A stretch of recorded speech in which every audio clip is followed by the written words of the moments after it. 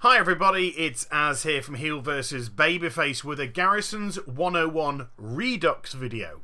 This is based on the Garrisons 101 series which I did, where I brought you buildings from your own garrison, showed you their utility and worth, and allowed you to make a decision whether or not it deserved a position in yours. The Redux videos are going to revisit some of those buildings and go a little bit more in depth with some of the facets of them. Today, I'm going to be visiting the barracks once more and looking very specifically at the bodyguard feature. Now, when you get a barracks to level 2, you can assign a follower to become a bodyguard. I have all 5 followers which can become bodyguards. You get them all up to level 3, you get yourself a little achievement there. Now, I have already got Defender Ilona all the way through to level 3. So I'm going to swap her out now, and I'm going to put another follower in a place because I want to get that achievement. So what is the benefit of having a bodyguard? Apart from the obvious, of course, which is somebody else out in the world with you. Well, each of the bodyguards here serve a different purpose. Iron Fist and Ilona are both tanks. Learaj is a healer, and Ishal and Tormok are both DPSs, so they level up and they bring different abilities to the table. Now, I've been charting the progress of Ilona, so let's use her as an example of how a bodyguard evolves. So Ilona has just dinged from level 1 to level 2, and when she did, a quest marker appeared above her head. Click onto it, you have the Light's Gift. Now that seems to be specifically tailored for her being a paladin tank. Click onto it and you gain a reward. Fiona now gets the ability Guardian of Ancient Kings. This summons an Ancient King to protect her for 12 seconds, and it reduces the damage that she takes in that time by 50%. On top of that, she aesthetically changed as well. Her gear became a little bit cooler. In actual fact, I think the outfit that she's now wearing, this is not an exact, I might be wrong, but I think it's the LFR set that you get for a paladin.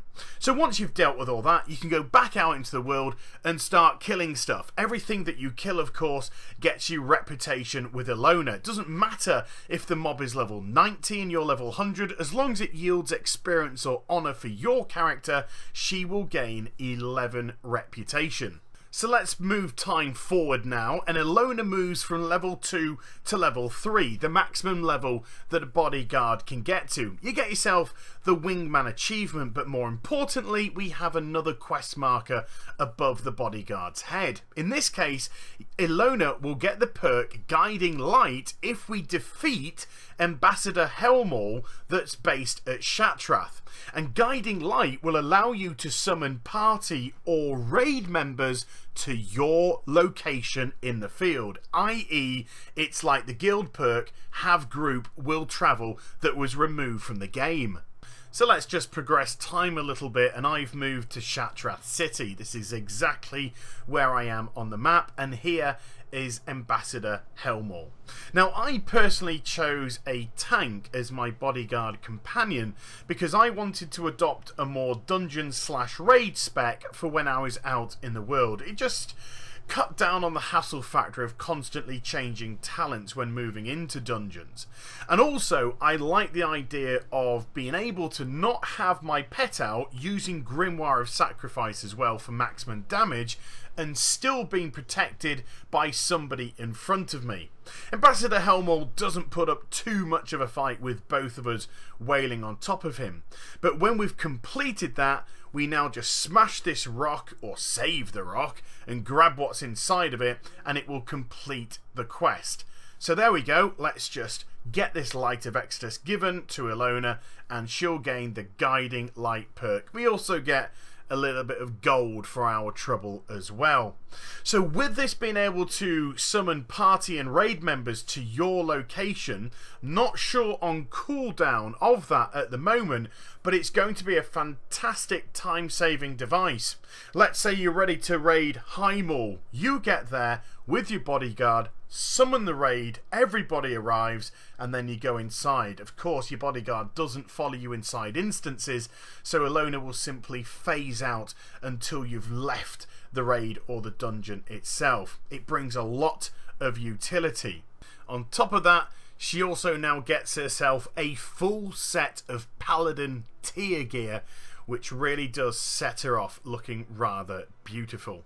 So this is the tank abilities. Obviously things are going to change if you've got the DPSer or if you've got the healer. They're probably going to have their own individual storylines to accomplish, and with 5 bodyguards to do it with, it's going to keep you plenty busy if you want to get that wing men achievement. So there we go, bodyguards in your barracks. They can bring a whole lot of utility to the table, and I hope you enjoyed the vid.